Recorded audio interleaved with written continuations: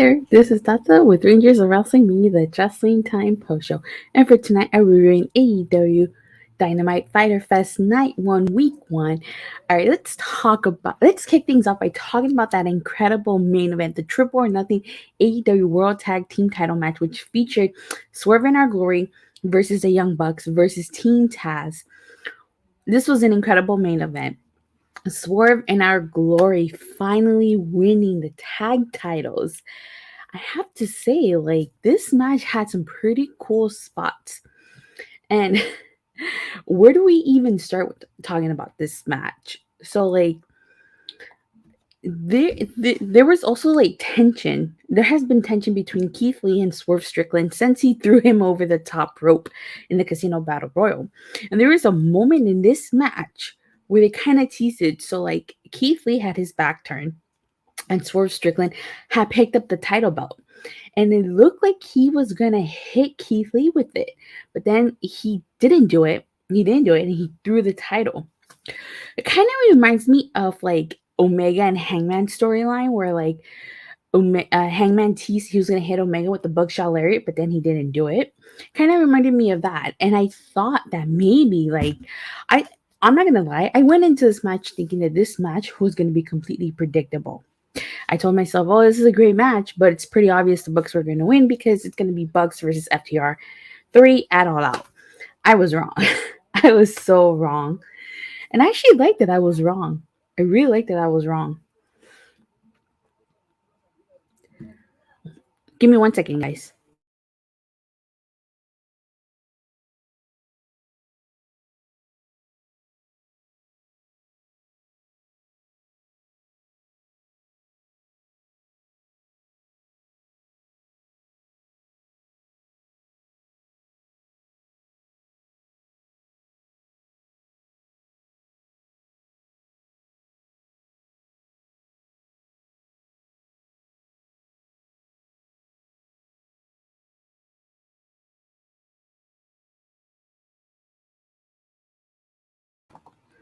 All right, I'm back. I do apologize. All right.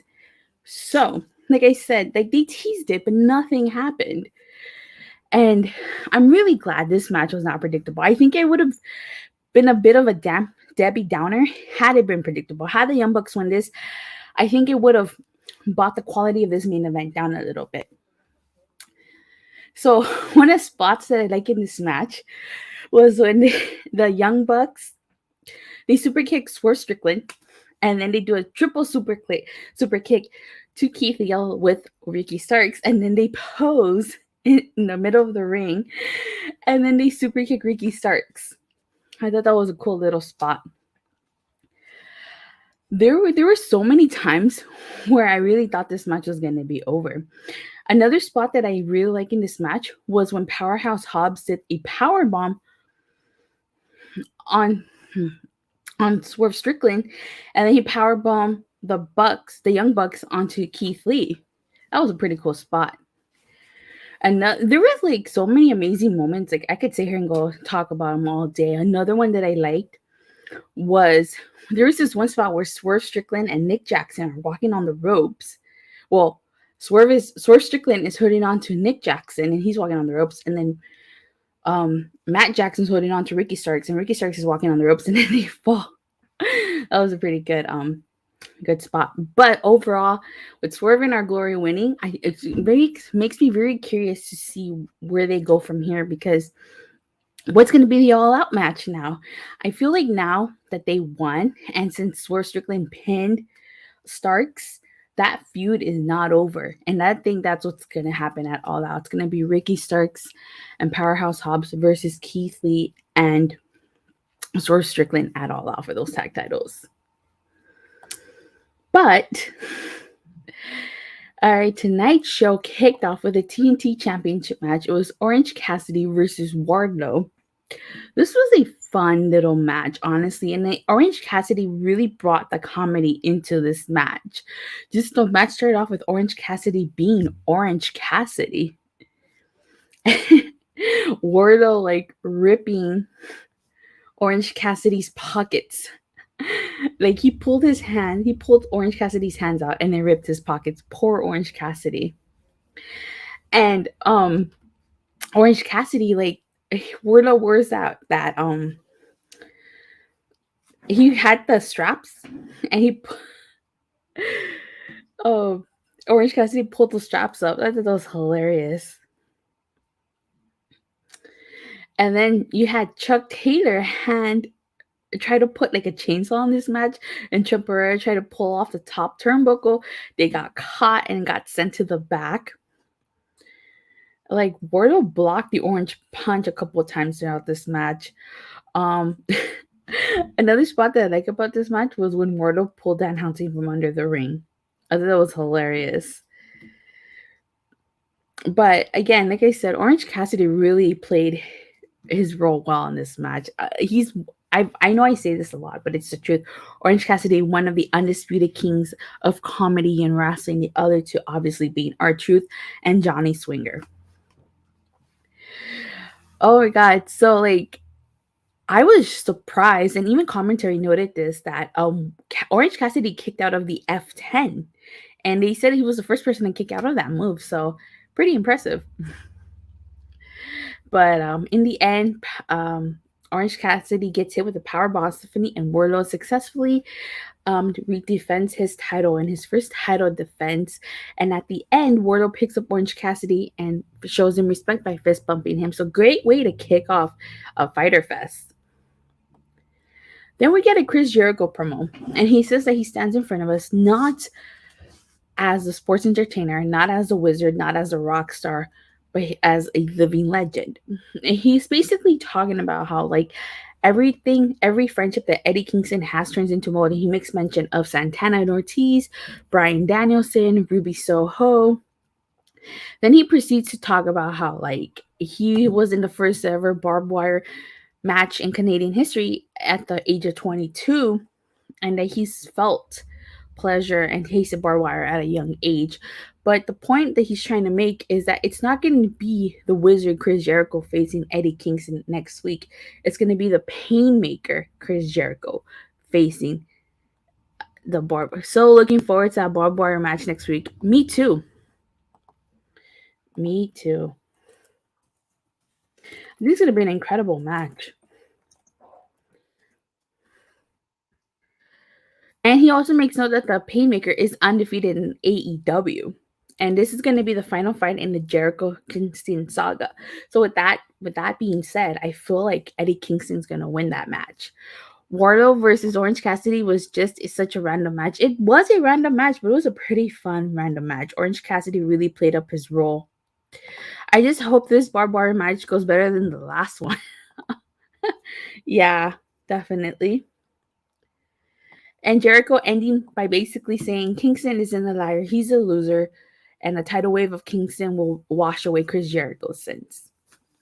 Then this cuts into a Eddie Kingston promo, basically telling Chris Jericho that he will make him pay with every ounce of blood, and he will bring out the most violent. Jericho can bring out the most violent person. It won't matter. So very excited.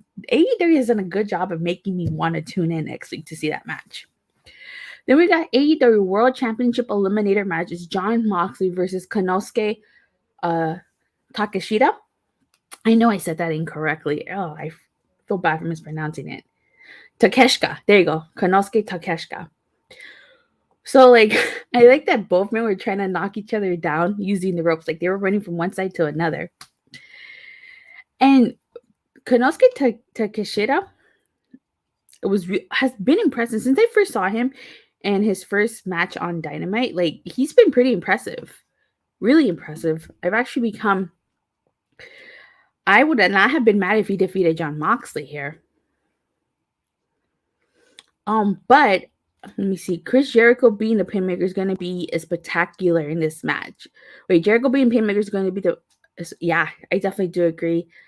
I guess in the picture-in-picture, I didn't see this, but they made note of it when it came back, that Moxley busted Konosuke open after a kick to the face, and he started bleeding. That Blue Thunder Bomb that Konosuke hit on Jon Moxley was amazing. And that followed by that rolling elbow strike and German suplex. Tony Khan needs to fully sign Takeshita. He's impressive in the ring. Yeah, He is Takeshita, yeah.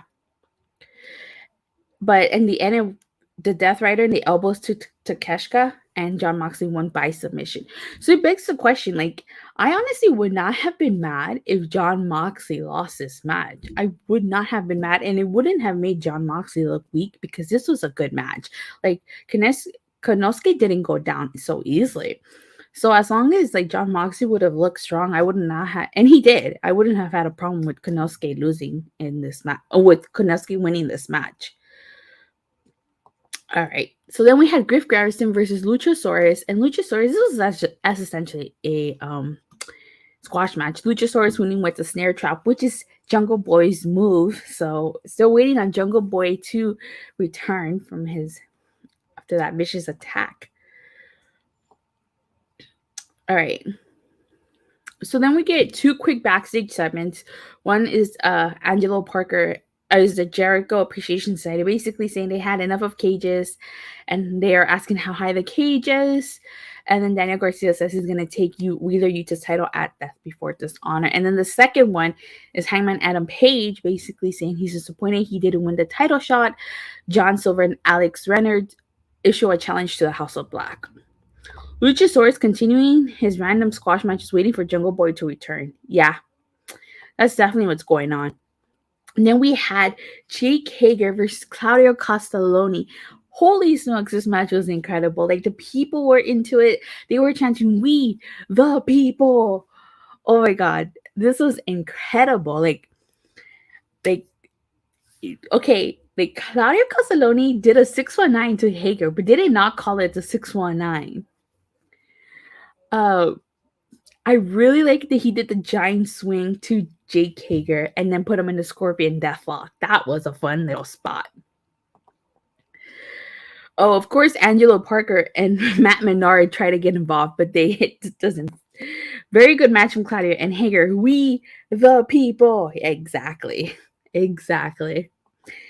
Oh my god, this is such an incredible match. Like, there was another spot where Claudio Castelloni was bouncing Jake Hager's head on the turnbuckle like 10 times.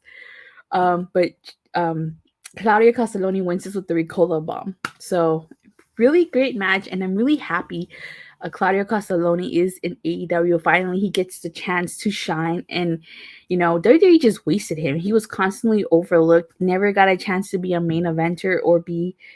Well, actually, no, he got a shot at the title, but he lost, and it just sucks that he was never a champion. And I hope in being in AEW, he gets a chance to be world champion. So, we the people forever. Yeah, definitely. So then we get a quick backstage segment with Hook, and they bring up the fact that he might get a future title shot since he is undefeated. So here's kind of where I kind of have a little complaint for AEW. I mean, Hookhausen was amazing, but when we saw Hookhausen for a few weeks, and then what? They kind of just disband. We got no official explanation. Now Danhausen is with Orange Cassidy, and Hook is just back to being by himself. So I really wish that we would have seen more of Hookhausen, but no, they had one match, and that was it. And this is kind of like how when Serena Deeb was doing the Professor's 5-minute challenge, which was a great challenge if you ask me. And then Hikaru Shida came back, and they just stopped that out of nowhere and continued her feud with Hikaru Shida. I really would have liked for them to bring back the 5-minute challenge, or why even do the 5-minute challenge if you were waiting for Shida to come back. But that's just my one little complaint. I don't know. What do you guys think? Agree or disagree? Hookhausen went nowhere. Hit that Men in Black. Okay, I will. Where is it? Let me find it. I should try to find a GIF of this. I really should, because I feel like a GIF would be more appropriate than just a picture. So then we get a quick Thunderstorm segment. Like I said last week, every time I hear Thunderstorm, I think of Power Rangers, Dino Thunder, when they team up with Ninja Storm. Because hello, that's a roll call from Ninja Storm, like Thunderstorm, Ranger form. Ha! Blake and Hunter. So Some of you guys probably listen to that thinking like, what the hell am I talking about, right? For you people that haven't seen a season outside of Mighty Morphin, there are more seasons of Power Rangers. By the way, you should watch Power Rangers Ninja Storm and Dino Thunder. 2 incredible seasons. So, like, they were talking about Dr. Britt Baker and Jamie Hayter show up with the sandbag, probably a reference to Thunder Rosa being accused of sandbagging her Marina Shafir. And they make a bunch of references to thunderstorms. And another thing that kind of like another little complaint is we already seen a rivalry between Britt and Thunder. We've seen Tony and Hayter. Now we're gonna see them a feud as a tag team. And what happened to like them hinting at Jamie Hayter turning on Britt? They kind of just dropped that. So another little complaint that I have. People probably just like talking about, what are you talking about? All right. Then we had Serena Deep versus Anna Jay. I totally forgot that Anna Jay is from Georgia, and I was wondering why. I was wondering, like, she hasn't. I don't think she's been on. She hasn't had a match on TV in a while. I don't think so. So obviously, Serena Deep won by submission. Poor Anna Jay losing in her home state of Georgia. But I thought it was interesting that she was on the same card as Christian Cage. I was expecting maybe Christian to wait and to come out after this match. Like, I know Serena Deep put Anna Jay in the Serenity Lock, and then she didn't let go, and then that meant Mercedes Martinez had to come and save her. But I kind of thought maybe Christian Cage would come out. I mean, he targeted Jungle Boy's mom, said stuff about Jungle Boy's dad. So I figured the only person left would be Anna Jay, but that didn't happen. Maybe it might happen. I don't know. I'm not saying he has to like physically attack her, but maybe say some stuff to her. But I guess we gotta wait and see if they go that route with Christian Cage. Then we got a quick backstage segment with Jade Cargill and the baddies, and she's basically talking about how nobody's worried about Statlander and Athena. And then another quick segment with Anna Jay, and Anna Jay's like backstage. She's getting 10-2. Let's see. Serena Deep is so impressive. I think she would take the ROH title from Mercedes Martinez. Maybe she might. So Ty Conti shows up and tells Anna Jay that she needs to make better choices for her career. So like when the Dark Order, when Ty Conti, before she aligned herself with Sammy Guevara, I remember Anna Jay bought Ty Conti into the Dark Order kind of. So I feel like now it's the opposite. Ty Conti's trying to probably bring Anna Jay to maybe the Jericho Appreciation Society, since Sammy Guevara's with that. Ty cringy. No. All right. And then after that, it's the main event. I talked about that in the beginning, but I'll talk about it again regardless, because it was just such an incredible main event. Like I said earlier, I walked into this match thinking this match was going to be predictable. I was like, the Young Bucks are winning because we're going to get Young Bucks versus FTR3 at All Out. And I was like, as the match was happening, I told myself, good match, but it doesn't matter because the Bucks are going to win. Boy, I was wrong, and I'm so happy I was wrong. Let's see, Ty Conti hasn't wrestled in a while either. I read she hasn't wrestled a televised match since she's been with Sammy. Huh? That's weird. But anywho, like, I was so happy I was wrong. Like, Swerve and Our Glory winning, talk about a swerve. Like, I did not see this coming. I don't think anybody did. I think most of us thought the Young Bucks were going to win this. But this match had some pretty cool spots. Like I mentioned earlier, there was this one spot where, like, Swerve Strickland had the title. And he had the title in his hands. And he was staring Keith Lee in the back. And it looked like he was going to hit him, but he doesn't hit him. And he just throws the title. So I wonder if that was kind of like a throwback to the Hangman Omega storyline from last year, where Hangman teased that he was going to hit Omega with the buckshot lariat, but then didn't do it. Awesome main event. I liked how Swerve bounced off Keith's chest and took out the guys that I knew Keith. And really, you knew they were winning? I didn't think they were winning. I did it, honestly. And that's what I like. I don't mind a match being predictable as long as it's a good match. And I was happy I was wrong. I said this was going to be predictable, and I was totally wrong. And I'm really happy that I was wrong. So another spot in this match I like was that super kick that the Bucks did to Swerve Strickland, and then the triple super kick to Keith Lee with the Bucks and Ricky Starks, and then they posed, but then like they turned on Ricky Starks and super kicked him. So the fact that Swerve Strickland did the stomp to Ricky Starks and pinned him to win this match kind of leads me to believe their rivalry and their feud isn't over. The Bucks winning the titles again, they were just transitional champions. You think? I would. That's gonna suck if Swerve and Our Glory gets sacrificed just so that the bigger story they can tell FTR versus Bucks 3 at All Out. But we'll see what happens. And the fact that Ricky Starks got pinned, their rivalry, I think, is not over. It's going to definitely continue, that's for sure. But we have to wait and see because Bucks are obligated to rematch. And who knows when the rematch will happen. Tickets for All Out go on sale this Friday. And All Out is Sunday, September 4th. This was an incredible Dynamite. I like this Dynamite better than I did last week. I will say that much right now. And aside from a few critiques that I had, there's not really anything that I disliked about tonight's show. Nothing, honestly. I thought overall it was a solid match. Solid matches, good show.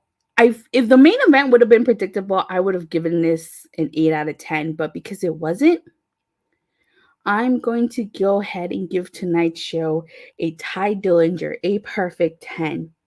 A perfect 10 because I thought it was an amazing show top to bottom. Crowd tonight was very meh. 9 out of 10 show and better than last week's 2-hour AEW Dark disguised as Dynamite. But with that being said, you guys, thank you guys all so much for watching and for your continued support. Please don't forget to like and subscribe. Make sure you hit that bell so you get notified whenever I go live or release a new video. And I hope to see you guys tomorrow after Impact. And if I can't, I'll see you guys on Friday after AEW Rampage. Bye.